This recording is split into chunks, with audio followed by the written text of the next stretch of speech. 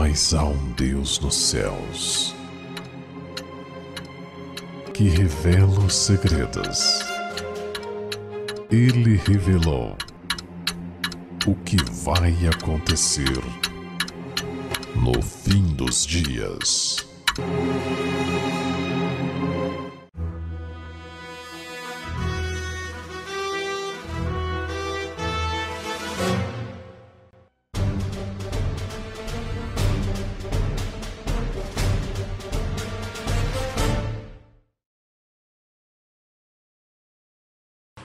Pérolas escondidas. É uma profecia e é sua alma que está em jogo.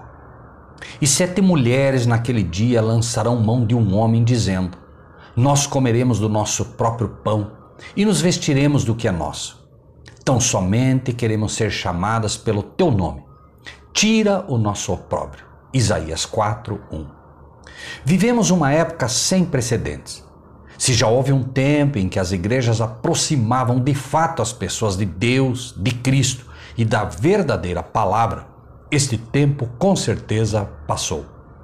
Um falso Deus e um falso Cristo têm sido apresentados às pessoas e não é mais necessário, inclusive, que essas pessoas estejam no mundo para ser mundanas, já que o mundo invadiu a igreja e no final a desculpa é: melhor dentro da igreja do que no mundo. Na realidade, estar na igreja é pior, porque o mundano sempre sabe que está mal e que precisa se converter.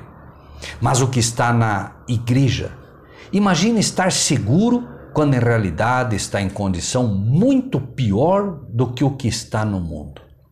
Diz a palavra de Deus: conheço as tuas obras, que nem és frio nem quente. Quem dera foras frio ou quente. Assim, porque és morno e não és frio nem quente, vomitar-te-ei da minha boca. Apocalipse 3, 15-18. Quem dera fosse do mundo, frio, lá fora, ou decididamente cristão, quente. Assim, porque és morno, mundano dentro da igreja, vomitar-te-ei da minha boca. Mas como as igrejas chegaram a este ponto? A profecia indicava o problema e o tempo que vivemos hoje. Permita-me traduzir o texto abaixo profeticamente. E 7, a plenitude, todas, mulheres, igrejas, naquele dia lançarão mão de um homem, Cristo, dizendo: nós comeremos do nosso pão, nos alimentaremos de nossas próprias doutrinas e nos vestiremos do que é nosso. Nos vestiremos de nossa própria justiça. Tão somente queremos ser chamadas pelo teu nome. Somente usaremos o título de igrejas cristãs. Tira o nosso opróbrio.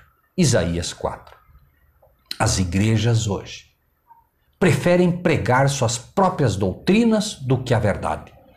Unidas no ecumenismo, cada vez mais, se aproximam de Babilônia e se embriagam com o vinho da sua prostituição. Se alguém lhes apresenta algo bíblico, porém, contrário ao que creem, imediatamente se enfurecem e passam a agredir. Respeite minha fé, respeite minha religião, respeite minha igreja, é o brado. Como se o erro pudesse ser chamado de fé.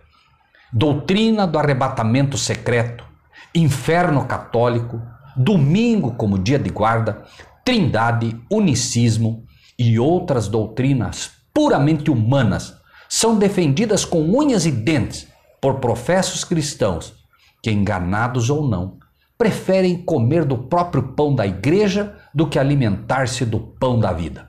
Defendem igrejas em vez de defender a verdade.